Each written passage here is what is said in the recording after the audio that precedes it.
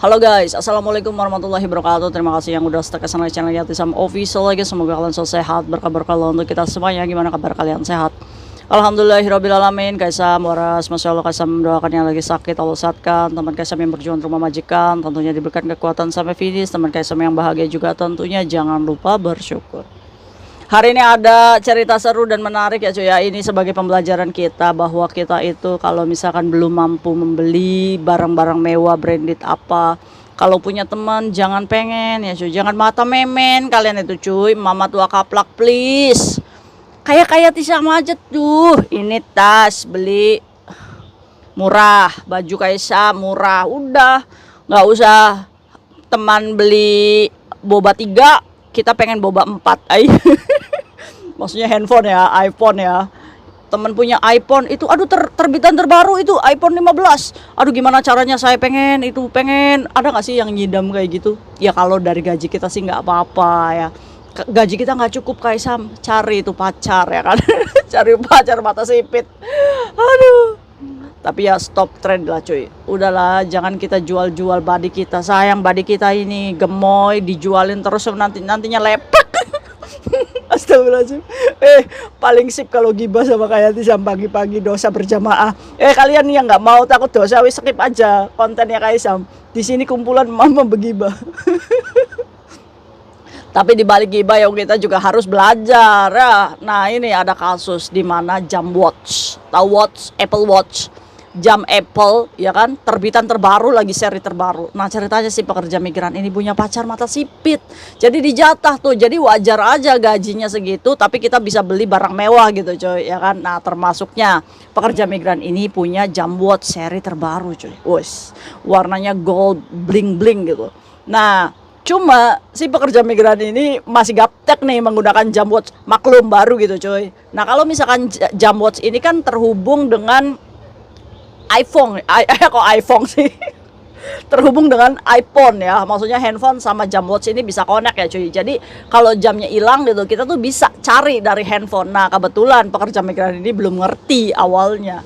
2 hari yang lalu, malam hari, kayak jam Apple saya hilang. Loh ya udah cepet loh dicari pakai Find Me ya. Jadi cari tuh di mana tuh jam kita, dikonekin nggak kamu? Apple-nya itu connect nggak sama handphone? Iya kayak Sam connect. Nah saat dicek itu jamnya ada di Tungcung cuy, di sana di ujung. Loh kayak Sam, jam saya ada di Tungcung sana, kok bisa? Ya kan awalnya sih pekerja migran ini nggak cerita sama kayak Sam gimana proses ketemunya ini dengan yang ngambilnya ya cuy ya. Belum ceritain gitu. Nah setelah itu si pekerja migran ini mulai curiga mungkin, loh kok ketuncung ke arah tempat di mana temennya itu kerja di sana gitu. Akhirnya apa yang terjadi? Akhirnya udah nggak usah pilih pala, kayak saya ngomong udah lapor polisi aja. Polisi yang lacak itu di mana jam watchmu. Ya kalau Apple ya cuy ya, kalau Apple itu asli, kalian jangan sekalinya kamu ambil. Kalau kamu nggak mau digerebek sama polisi tuh bisa ngelacak di mana iPhone itu ada gitu. Akhirnya si pekerja migran ini laporlah polisi cuy. Datanglah dia ke polisi. Nah saat di polisi, nah udah laporan Pak, jam Apple saya hilang. Kok bisa hilang? Akhirnya dia ditemukan dengan CID. Di mana CID-nya itu ya udah Cece nanti coba kita lacak katanya kayak gitu. Akhirnya tanpa pilih pala si pekerja migran ini memberikan semua email, nomor handphone, terus apa dan lain-lainnya ya cuy ya, untuk diberikan CID untuk dilacak ini di mana jam Apple Watch-nya. Nah, tetap hubungan nih sama si polisi, si pekerja migrannya ini untuk melacak, Pak. Apple saya di sini Pak, di Tungcung, terus pindah lagi ke Yunlong, terus ke Simsasu. Loh kok bergerak? Mungkin jamnya mungkin akan dijual mungkin ya sama si yang mencurainya ini.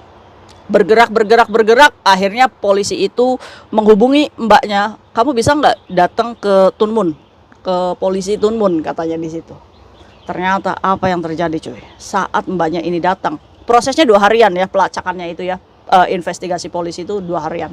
Saat si pekerja migran ini datang ke kantor polisi, coba kamu cek handphonemu, dicek Apple Watchmu ada di mana gitu. Akhirnya cuy, pas dicek bunyi itu, loh Pak ada bunyinya di mana? Akhirnya ketemu itu jam, serius, ketemu itu jam Terus polisinya itu ngomong, kamu itu cantik-cantik katanya gaptek. Ini karena karena pacarnya orang sipit aja jadi bisa beli Apple Watch gitu ya kan. Sembarangan kayak saya aja pekerja migran gak punya mata sipit aja bisa beli Apple Watch. Kalian tahu masih Apple Watch jam tangan merek Apple ya. Nah itu namanya Apple Watch ya. Nah itu kalau misalkan asli kalian tuh jangan macam-macam ya, jangan pernah ngambil atau mencurai gitu ya. Bisa kelacak di Hongkong itu. Akhirnya apa yang terjadi cuy? Kamu mau tahu nggak siapa yang ngambil katanya? Iya pak, saya mau tahu. Nah polisinya itu nyuruh kalau di kita si polwan ya, polisi wanita. Coba kamu keluarkan itu katanya dari sel. Ternyata siapa yang keluar cuy? Ternyata yang keluar itu adalah temannya yang 2 hari itu libur bareng. Loh kok kamu yang ngambil? Hah? Kamu katanya. Temennya yang 2 hari itu libur bareng, padahal ketemunya baru 3 kali sama dia ini. Dan yang amazingnya dia ini adalah tetangga rumahnya sendiri. Wis mungkin ya cuy ya, kemarin. Jadi ceritanya begini cuy. Kemarin itu polisi sudah menggerebek ini mbaknya di Tuen Mun. Jadi di jalan ini polisi ini menganalisis pergerakan itu jam di mana ya. Titik sentralnya di situ, polisi sudah standby di situ. Saat ini jam di GPS-nya si polisi ini mau nyampe di situ, polisi langsung boyuk. Keren gak sih? Dia bawa jamnya di Tuen Mun situ. Pas jalan polisi sudah di depannya. Boyuk. Langsung diprogol dia ini. Mungkin polisi ini menyadari, mungkin si mbaknya nih tahu ya di rumah majikannya. Cuma dia ini masih menghargai majikannya. Jadi dia melakukan penggerebekan di jalan. Nggak di rumah majikannya, beda dengan ATM ya. Kalau ATM itu kan polisi ini perlunya barang bukti di TKP ya cuy ya. Makanya kenapa digerebeknya di rumah majikan. Kalau ini kan mengikuti pergerakan GPS jamnya dan ditangkap di jalan di Tuen Mun, langsung dibawa ke polisi. 1 hari di sel Prodeo, besoknya si pemilik jamnya datang. Temannya sendiri yang ngambil. Loh kayak Tisam, kamu gimana ceritanya kok bisa ini teman ini ngambil? Oke kayak Tisam, jadi begini. Jadi saya ingat 2 hari yang lalu memang kami itu libur bareng, 3 kali baru ketemu. Ini memang tetangga rumah saya sendiri. Nah saat itu pas di depannya HSBC Sentral, saya itu kan biasa melakukan atraksi yoga kayak Tisam. Jadi pada ke atas gitu, tangannya mungkin jatuh ya, saking banyaknya duit kali ya. Jam tangan jatuh aja nggak tahu gitu kan. Nah mungkin saat jatuh si temannya ini ngambil, cuma si temannya ini nggak ngomong ya, namanya juga mencurai, mana ada ngomong kayak Syam. Iya ya.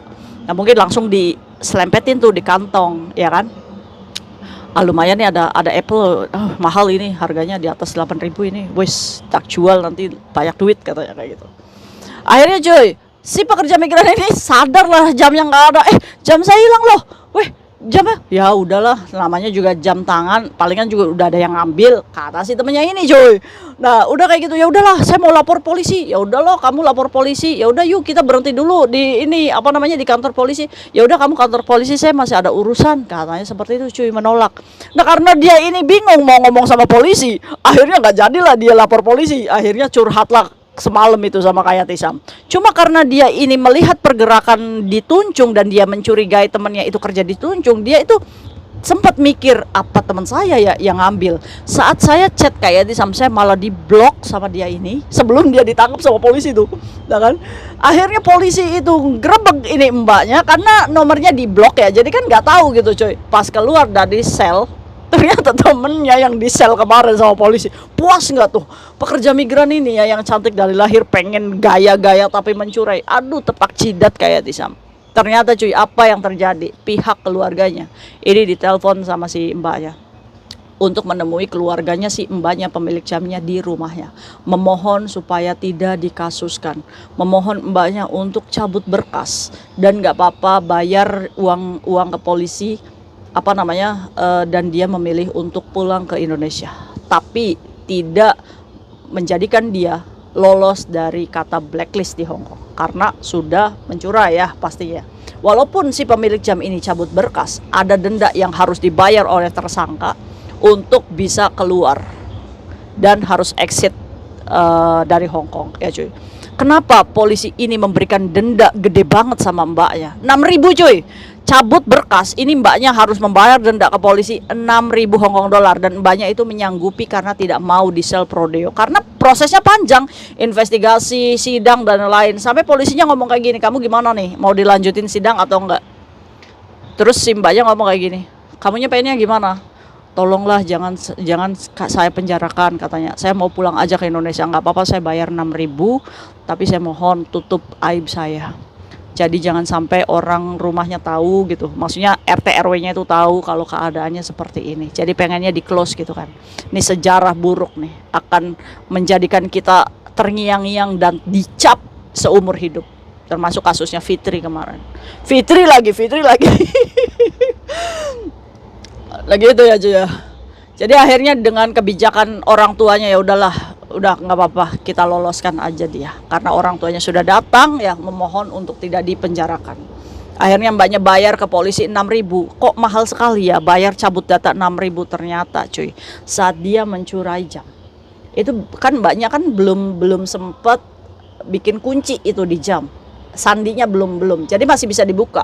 Dia masih bisa buka aplikasi HSBC dan Hang Sengnya ini mbak, dan di dalamnya itu ada uang cuy. Dia ini berusaha untuk mengeluarkan uang di HSBC dan Hang Sengnya, ternyata gagal terus. Reportnya kan di iPhone-nya kan ada ya, ada pengencelan uang, karena mungkin pinnya salah. Dan polisi pun sudah mencium bahwa mbaknya ini ada itikat untuk mencuri barang lainnya, properti lainnya seperti uangnya di bank ini. Akhirnya itu yang menjadikan dendanya besar. Ya mau nggak mau. Jadi mbaknya bayar dan hari Minggu dia pulang ke negara asalnya, Indonesia tercinta, dan kembali ke RT RW-nya sendiri dengan sejarah dia pernah mencuri jam tangan di Hong Kong tetangganya sendiri. Keren gak sih polisi Hong Kong? Ini makanya kalian tuh ya jangan itu banget gara-gara ngelihat bling-bling gitu watch. Aduh, bagus banget sih jam teman saya. Mau kapanpun dia lengah saya ambil. Silketep. Ya sekarang itu media sosial itu gampang. Lah Mbak Fitri aja udah kayak disamaman kan tuh. Fitri yang kemarin itu udah kayak disamaman kan.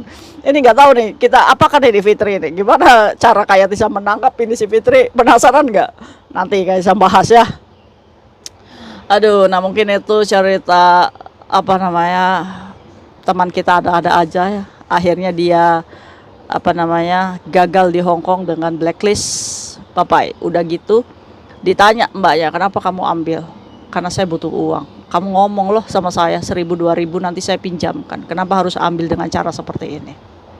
Ya kan?